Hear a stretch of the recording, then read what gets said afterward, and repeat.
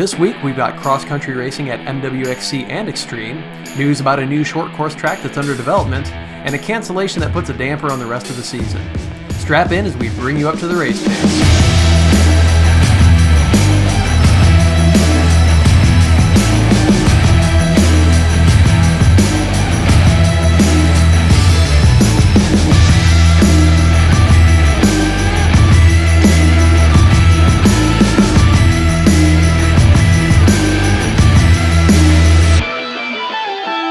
Hello everyone, and welcome back to Race Pace, sponsored by CW Motorsports. I'm Doug. And I'm Chad. And we actually had a fair amount of racing happening this past weekend. Yep. Tried to get all fancy there, and then the words fell apart. Yeah.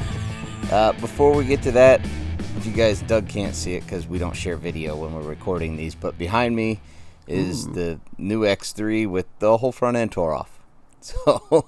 Oh, yeah, I haven't even seen pictures of that. Yeah. Nothing is wrong with it, even though I nearly lawn darted it.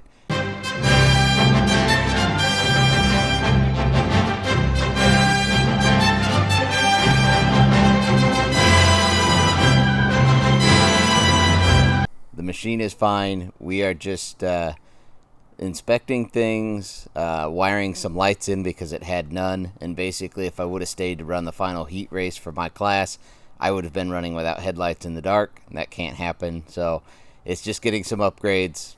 Not a problem. Otherwise, I'm sure people would be like, why is the whole front end tore apart? Well, machine's fine. Not a problem. So, are you going to take my fancy 3D printed suggestion for lights? I'm not for this go round. I might for the final solution, but I just had to get something on it. The final solution to the lighting problem. And we're going to get pulled off the airwaves now. Well, yeah, something like that. So, no, this go around, I'm just putting a couple small, I would almost call them small light bars or large headlights up where the shock tower brace is over here. So I'm going to throw those on there, and there's already brackets. That'll be good enough just to get it around, and then, yeah, I'll probably 3D print and design something later. Nice. Well, that kind of dovetails into our first bit of news, which is the Heartland Challenge has been canceled for this year. Speaking of needing lighting and running after dark. Yep. That is very disappointing to me. They canceled it, they said, due to the coronavirus, but it had something to do with the owners and coronavirus. I don't know if they had it. Or the owners of the property, sorry, I should say. I don't know if they had it. They were just worried about all the massive influx of people or what the real thing was there. But that was the reasoning that we got. And to say I'm disappointed is an understatement. Yeah, it's not like there's a bunch of infrastructure. It's not like everybody's inside a giant enclosed dome. It's literally a giant open field. Yeah, it is. I mean, and then the open woods for the other sections of it. I mean, there's nothing...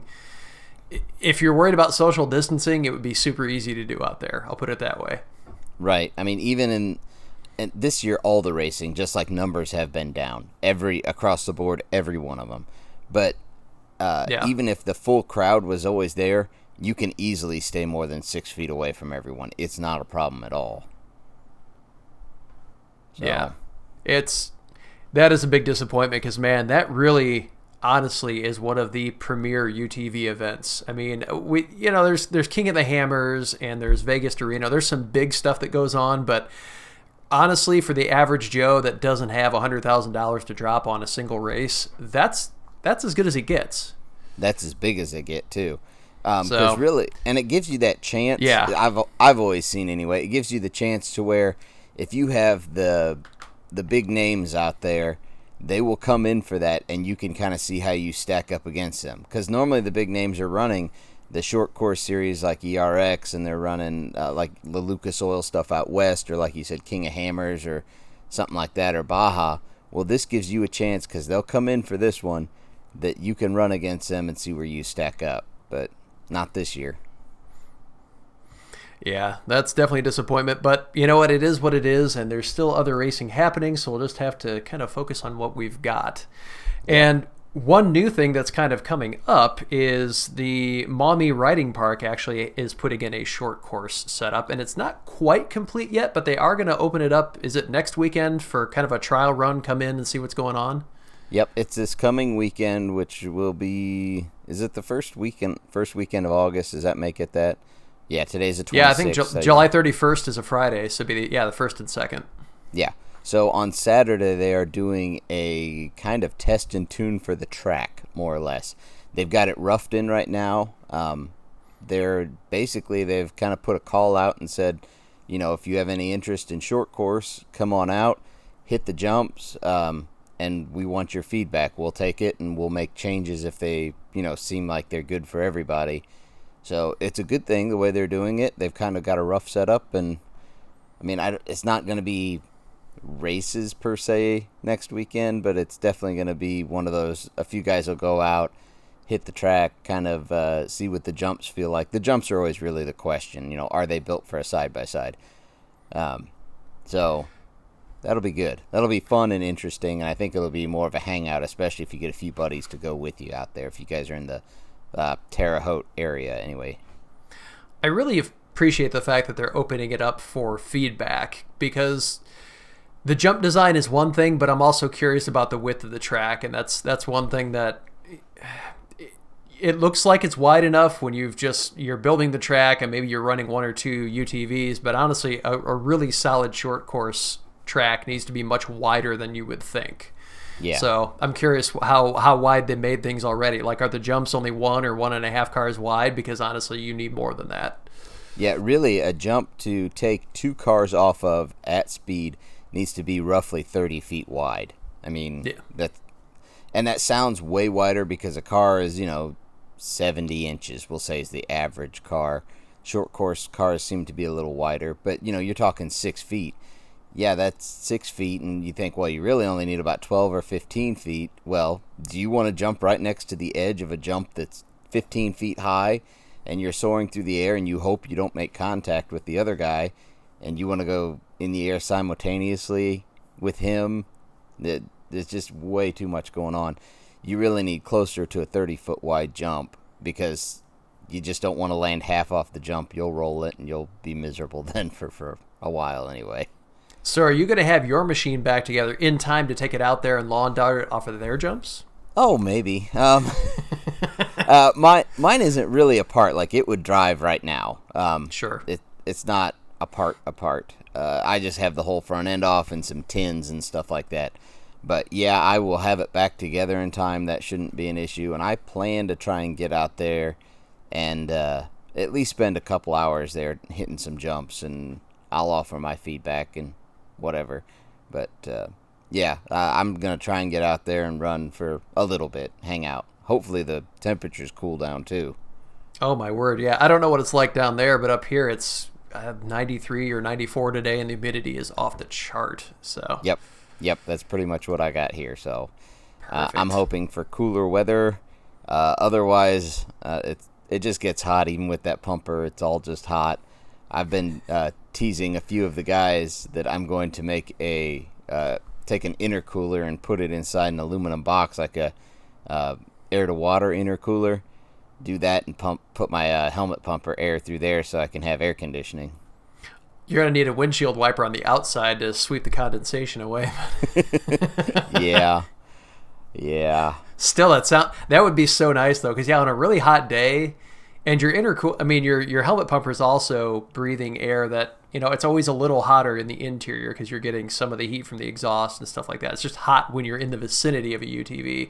So right. It's better than not having air moving, but when it's coming in at like 100 degrees right in your face, yeah, it's not what I would call like relaxing or refreshing either. No, you stay slightly cooler than a guy with an open face, because you always do have air moving over you, and you don't have to deal with the dust. That's really the main benefit. Yeah. Is the dust. So. And right now, that is a real deal. And honestly, out at MWXC this weekend, I'm sure they had some dust to contend with themselves.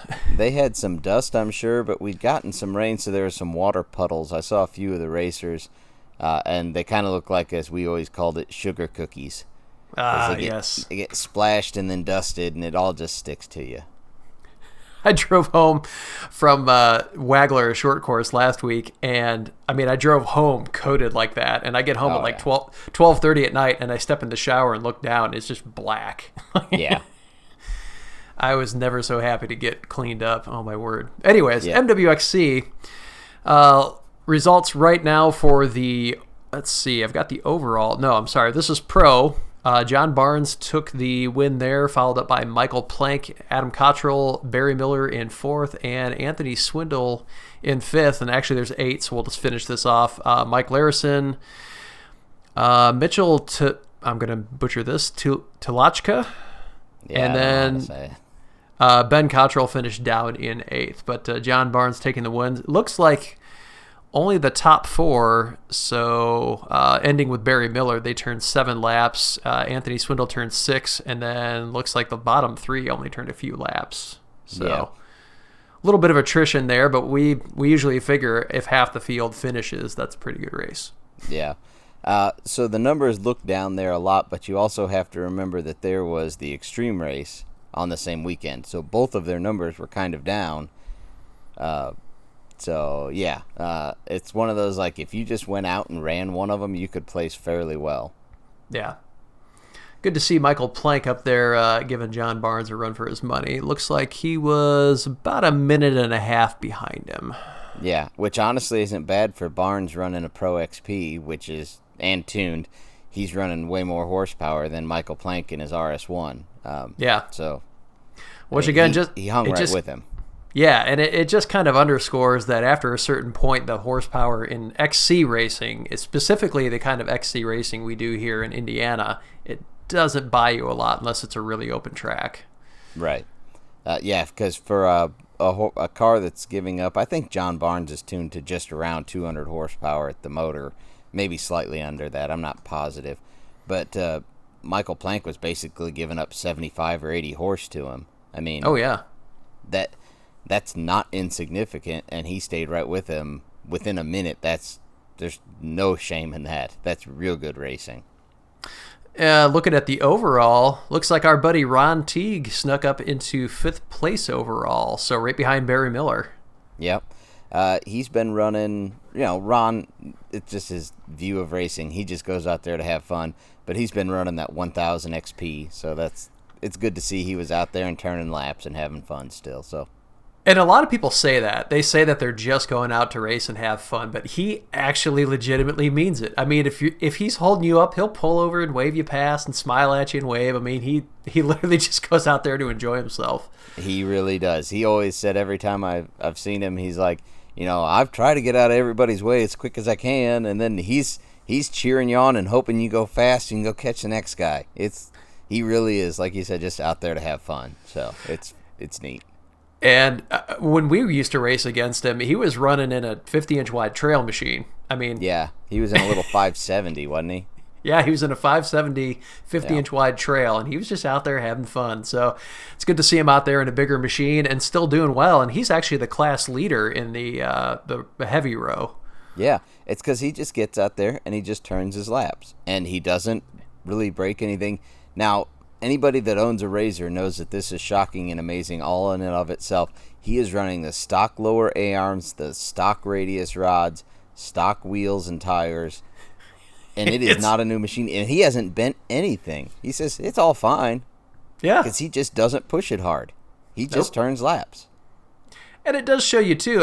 He's still got to run the same course, which these courses are challenging. So it does go to show you the capability of a dead stock machine. Now, if you're going to push it to the ragged edge, you should upgrade some things.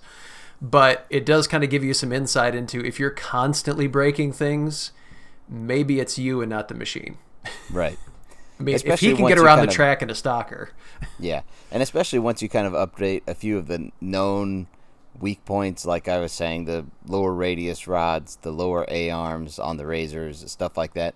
Once you kind of upgrade that, they're pretty good. Unless you really beat on the thing. Yeah. So rounding out the heavies, you had, of course, Ronald Teague in first, then Sean Starr placed second, Jonathan Cook Jr. in third, and Ryan Hart finishes in fourth. Looks like he had some trouble out there. I didn't see what happened, but it looks like he only turned a lap, so he found some trouble, unfortunately. What machine was he in? Does it say? It doesn't say on here. I believe he's in a Can-Am, but Okay. I don't I don't know if he's in that same Maverick he had or if he's in a non-turbo. Not sure. I don't know. I hadn't seen what he's been riding lately, so. Yeah, because he's still racing heavy, so. Yeah. You would almost think he'd had to go to a naturally aspirated then or something, but. Yeah, because I'm positive he got rid of that old Maverick he had. I'm willing to bet he upgraded himself up into just your normal X3. The 900. Yeah, could be. So, well, Extreme was also running this weekend. And basically, they did indeed. There wasn't a whole lot there from what we saw. A few guys sent us some videos. On the start line, it was slim pickings. Yeah, I'm looking at the overall. You've got 11 machines that ran. So just looking down the overall right now, you got William Lovell took the win. Alan Burton finishes up in second. Looks like Alan finished about 22 seconds back, so that was a pretty close one. Aaron Montgomery in third, Mark Hamby in fourth, and Logan Hawkins rounds out the top five. 4 pros and looks like maybe 5 heavies and a light. Yep. Lovell did well. We all give him grief because I think he spends more time on his lid than on his wheels, but he did pretty good. He said he was dead slow off the start. He just was spacing it and didn't even think to turn the key to start. He was just sitting there, and I think he was last off the line. But Alan Burton got first off the line. He's got his machine figured out where it doesn't die straight off the line now. So that's good. But I guess he went out there and missed a turn and slid into a tree, and that gave Ralph a chance to slide past him. So, and then he just held it from there. Perfect. I love the forgetting to turn it on. I get the neutral bomb. Everybody's done it. You've got the machine in neutral because you're revving it up for the national anthem. At the end, everybody fires up their machine and revs it and then shuts it back off. And then you don't think to put it back in high. And so you neutral bomb it right off the start. That I get. Forgetting to start, that's a new one. That's what he said. I don't know how, Lovell's kind of a character. If you've never met the guy, he goes a mile a minute, and you just never know what he's going to say. But he's a riot. So anyway, how much of that is just him joking around, I don't know. I'd assume he'll probably be out there next weekend. I'll probably get to see him. But I'll have to give him a little hard time about forgetting to start the vehicle before trying to race it. Absolutely. So top 4 there, the 4 that entered. So you had William Lovell in first, Alan Burton in second, Aaron Montgomery in third, and then Tony Reed was the other pro. He had some trouble. He only turned 4 laps. And then moving back to the heavies, Mark Hamby, Logan Hawkins, Troy Grant, Neil Hambly, sorry. Maybe that's a typo. It's either Hamby or Hambly, depending on if that's a typo or not. I'm guessing they're related. What are the odds they're not? Yeah. Jason Werrell in 5th, and Lane Boyle pulls up the number 6 spot there. So that's the entries they had. And then they had 1 light, it looks like. Give him some credit. Corey Keith. Yeah. Out there in the lights. No lights at MWXC this weekend. The lights are just getting to be a sparse class. So... if you're racing, it's really hard to resist the allure of 1,000cc or, a turbocharger. And so I think the people who really want to race are into those. And that's kind of softened up some of the market for the lights. And I think the lights are just getting recycled back to trail rigs because, honestly, you can trail just about anywhere in an 800. Yeah. But I do want to kind of make the plug. And I started in the 800 class of if, you're just wanting to get out there and race and you're wanting to do it on a budget, man, the 800s are the way to do it. You're not going fast enough. Parts are so cheap. Yeah, and you're not going really fast enough to break a ton of stuff normally. like, if you're just wanting to get into it and just see how you like it, but you want a dedicated machine for it, go pick you up a little Razor 800, like that one over there. And man, just get out there and just run it. They're normally going to make it up anything. There's a few occasions where there's a pro hill that they can't really make it, or if it's super muddy, sometimes there's holes that just, eat the tires up, but that's about it. But it's a great way to get out there. You'll have a little bit of competition with other guys, and normally the 800 class guys, they all just stick together because there are so few of them. They all just become close friends, and they just run against each other for kicks and giggles. Well, and if you've never raced and you just need some experience, again, it's an inexpensive way to do it versus buying a $25,000 machine and putting another $20,000 into it to put a full cage and get it race ready and not have any idea what you're doing out there. There's some tricks you just need to learn, and you can learn those in a smaller CC, slower, cheaper machine. I mean, we talk about Mike Plank quite a bit. He's in an RS1 now. He's definitely in a faster machine, but he cut his teeth on an 800, and he dominated the 800 class but he learned to drive there. I mean, he learned a lot of the racing skills he has, and those are transferable to when you move up the ladder. Yeah, it's like when I was talking to him, I think it was last weekend out there at Wagler's, he was talking about his 800 days, and he said, he'd been riding for years, and he thought, I'm fast, in the woods and everything. And he thought, I'll just go out there and I'll dominate racing. He said he quickly realized that racing is something completely different from just riding fast, and that, racing the 800 taught him how to be fast. Yep. Yeah, there's definitely tricks you can learn, and you don't have to pay a lot to do it. So it's not a bad place to start. If you are saving every nickel and dime thinking you have to have big money on a race machine, you don't. If you've got one already or you have access to one for cheap, start there. That's perfectly fine. Yeah. It's still a lot of fun. You can pick up the little Razor 800s and stuff like that. You can get them sub $5,000 pretty easy. And that's as cheap as you're going to get into racing. That's like dirt bike and quad money racing. I mean, it's cheap. Exactly. Not a bad place to go if you want to get into it. Yep. Well, we do want to say thank you to all of our sponsors. Of course, CW Motorsports, who's been our title sponsor for this year. But we've also got Watch Communications on board, who has restored access to our website after the massive podcast run we had for some reason. Yeah, we were down for a couple days anyway. And we don't really know where all the downloads came from, but it would all look like legit traffic and whatever. So, moving on.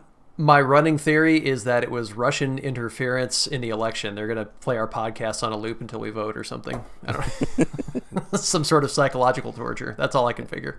That's most likely it. We've also got Spangs Fab on board and 834 Powder Coat, and Matt's getting settled into his new shop there, so go pay him a visit and he will get you looking spiffy. Yep. You can find us on the web at eminentperformance.com. Find us on YouTube /Eminent Performance, on Facebook and Instagram, Eminent Racing. And you can find the audio version of this podcast pretty much anywhere. iTunes, Google Play, Stitcher, iHeartRadio. Just search for Eminent Performance and you're going to find us. Yep. And if it's not too much trouble, if you could leave us a like or a comment or whatever the platform you're on supports, it just helps people know that you like the show, that you're interested in the content, and keeps it moving forward. If you're watching this on YouTube right now, you can actually click the subscribe button in the lower right-hand corner, and that will subscribe you to our channel. And then if you click the little bell icon, that will actually give you an alert when we have new content posted. Yep. I still have not gotten a video walk around like I was talking about of my new X3 and kind of showing what it does. I might try to get that done tonight. Just with everything else going on, there was no time this week. I'm sure everyone knows what it's like to be busy. Yeah, I actually live in a house that has 4 bathrooms, and I just had 3 family members fighting over the only 2 functional bathrooms right now because one was flooded a few months ago, and I had to tear it out, and the other one discovered some mold, and I had to rip out the entire... Once I started taking out drywall, it all got bad from there. Yeah. So, yeah, there's always something to do somewhere. Yep. So I'll try and get that done here. I'll try and do that today and get it uploaded here within a day or so. But yeah, you guys know how it is. I'm making excuses, but really, you can see I got the whole front end tore off of it, and there's parts stacked everywhere, things like that. I'm trying to get it ready along with everything else. So that content is going to be worth every penny you paid for it. So. Yep. and it's free. So yeah, add that up. All right, everybody. Thanks for riding along with us, and we'll see you down the road. Thanks, guys.